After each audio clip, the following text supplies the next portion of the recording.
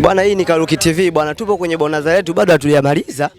Bwana, niko na timu moja hivi ambayo iliingia nusu finali, kwa hiyo inacheza finali. Tuko na kocha atatubonge moja story ya kuhusu masuala mpira bwana. Kocha vipi bwana? Kwanza namshukuru Mwenyezi Mungu baada ya kufika hapa tupofikia. Mchezo haukuwa rahisi. Mpaka sasa tupo kwenye nusu finali, tunaenda finali sasa. Tunashukuru Mungu sana kwa tupofikia na tunazidi kupambana tuweze kupata kombe. Na wao umecheza na watu ni wazito. Ilikuwaje mpaka mkawapiga goli mbili? Mpira ni mbinu. Mpira mbinu na mpira mistake. Ukikosea unaadhibiwa. Wale wamekosea sisi tumewaadhibu. Umeingia nusu finali na vijana wako nao wa moto pia. Je, wapinzani wako ambao unaingia na finali unawachukuliaje? Sisi tumejiandaa kucheza finali, wao tu wenyewe tutajua wenyewe wajiandaa. Sisi tumejiandaa kucheza finali, lengo letu kuchukua kombe. Lengo la kuchukua kombe. Bwana huyu kocha kuhusu kombe na mashabiki zako ili wajue.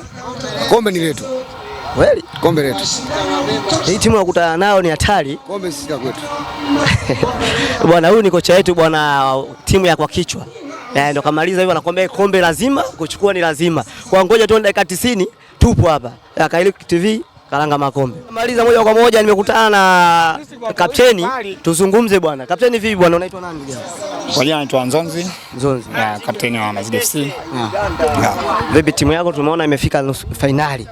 Na nataka nijue ili wapinzani mashabiki wako wajue. Maana umeona mashabiki wamejaa, je, ili kombe ni la kwako au lienda kwenye upande wa pili? Kwanza nasema namshukuru Mwenyezi Mungu kwa kufikia kufika finali. Lakini naweza kusema finali ni mchezo wa makosa. Mchezo kufanya makosa atafungwa, kila imani kwa tumejipanga na spirit tunayo kama mlivyoona. Tunahitaji ile kombe na tunahitaji kuweka heshima yetu kwa sababu sisi ni wa Kongo kwenye mtaa. Sawa, na wapinzani hawa ni wa moto. Hii ni timu ni hatari. Sasa utaambia vipi wachezaji wako ili wapate mwimuko ili kombe libaki kwenu? Kwa kweli ni spirit, ni derby, naweza kusema ni derby na timu tunayocheza nao tunaijua na miongoni mwa wachezaji tunao nao ni watu ambao wanakuwa mtaa mmoja. Kwa kuna vitu vipo tunajua navyo. Kwa chemistry na spirit ambayo tunakuitengeneza kwa sababu ya wapinzani wetu ipo ndani ya uwezo wetu na mimi tutafanya vizuri. Nimekutana na shabiki kindakindaki lia bwana.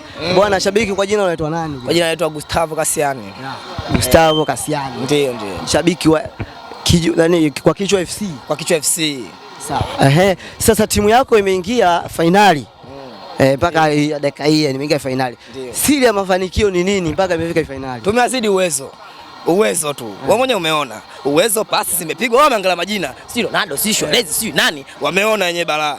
Uwezo tu na pasi pia na maelezo ya kocha, mambo kama hivyo. Wao wameangalia uwezo, piga pasi mitani zao mtiki, sisi mbona tumemaliza. Sisi tunawakuta watu tu. Na hapa sasa tutakulisha ugomvi, sisi tunawakuta watu tu. Wao wameona tunaenda finali sasa hapa sasa hivi. Kama ndio sisi kwetu kama mazoezi kama mechi. Sisi mazoezi kama sisi tumeamua. Na hapa si shule kama unavyoona mashabiki zangu mtiti.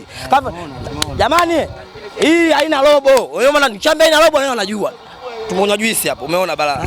Sikaje wenyewe unaona kabisa. Sasa unakutana nao ni hatari.